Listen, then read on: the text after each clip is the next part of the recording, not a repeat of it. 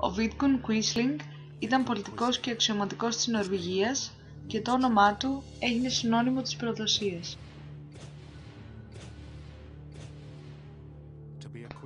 Την περίοδο πριν το Β' Παγκόσμιο Πόλεμο, η Νορβηγία επιθυμούσε να παραμείνει ουδέτερη, όπως και στον Α' Παγκόσμιο Πόλεμο. Όμως λόγω της ιδιαίτερης στρατηγικής της θέσης, Ηνωμένο Βασίλειο και η Γερμανία έκαναν σχέδια για να εισβάλλουν.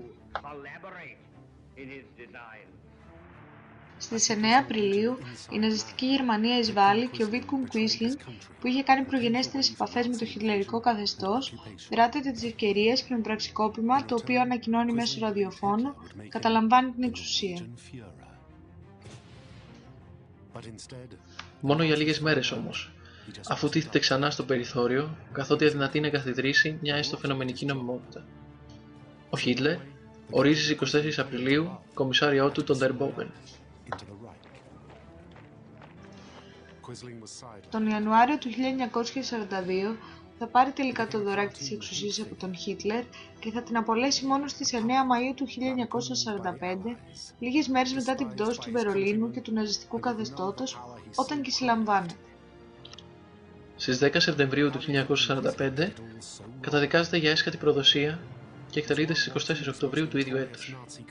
Από τότε, σε πολλές γλώσσες, ανάμεσα σε αυτές και η ελληνική, όταν λέμε τη λέξη Quisling, εννοούμε προδότης.